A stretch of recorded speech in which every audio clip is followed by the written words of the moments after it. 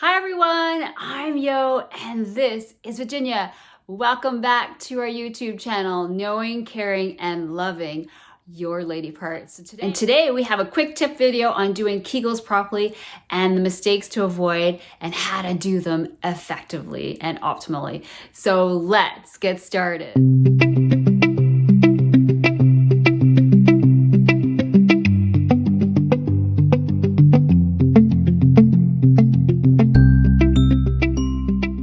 So if you're new to the channel, please don't forget to hit that subscribe button and let's get started. So with respect to doing Kegels or working those pelvic floor muscles or lady part muscles, there's a few important things that you want to remember. So studies show that 40 to 50% of women do Kegels improperly. So the number one, the first thing is you need to do the Kegels properly. So the proper recruitment pattern. And please refer to my video about Kegel exercises to get a little bit more detail. But generally, remember the muscles are the funnel shaped muscle at the bottom of the pelvis, and you want to get that in, squeeze, and lift. And the lift is important because you want to focus on that anterior part of the pelvic floor that is often weak, and I call it the anterior sling. Okay, so it's that in and lift and squeeze. Okay. Number two is making sure you fully relax those muscles.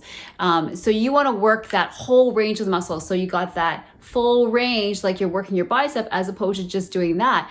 Because then if you don't work that full range, that muscle will do this and it can get tight, and a tight muscle doesn't work well. And you want to exercise through the full range of the muscle. Number three is you want to make sure that you don't compensate with your abdominals or your glutes. So a lot of times people will squeeze their glutes or their inner thighs or their abdominals are the common accessory or compensatory muscles, I call it.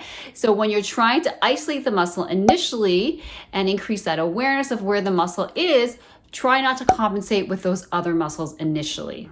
So number four is you want to try to facilitate that umbrella breathing pattern where you're feeling the diaphragm coming out to the sides too, and not just the front through the belly. Because if you're just doing that type of breathing where you're just doing a belly breathing, you'll get too much pressure down the pelvic floor, and this way it's distributed better and it goes with that normal pattern of the breathing. And remember, what you're doing is you try to recruit the pelvic floor muscles as you exhale, because that's what's happening normally. As you exhale, you're getting that squeezing or contraction of the pelvic floor muscles. And as you inhale and the diaphragm pushes down, the pelvic floor muscles relax. So try to recruit the umbrella breathing and you contract the pelvic floor muscles with the exhalation.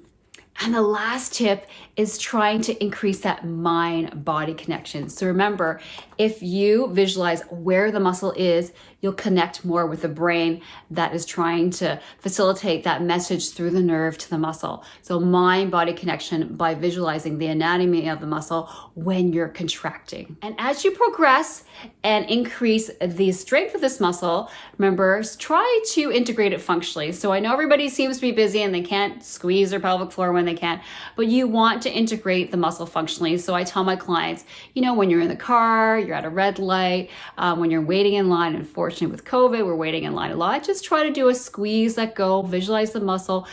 And then you're also pulling up against gravity, which strengthens the pelvic floor. And then you do want to integrate it functionally with your activities, because that's just as important.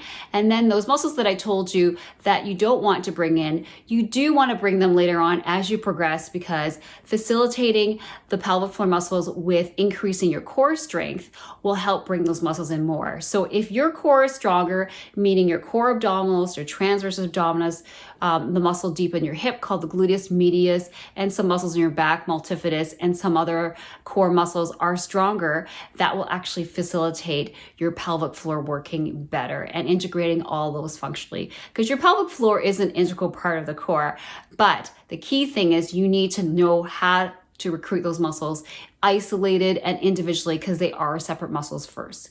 Because if you can't pull those muscles on their own in isolation, how do you bring them in with other activities, right? So thank you so much for tuning in to this quick tip series about the Kegel exercises and the important things to do with respect to recruiting them effectively and mistakes to avoid. Please leave a comment in the section below and subscribe if you haven't already. And Virginia and I look so forward to seeing you again soon.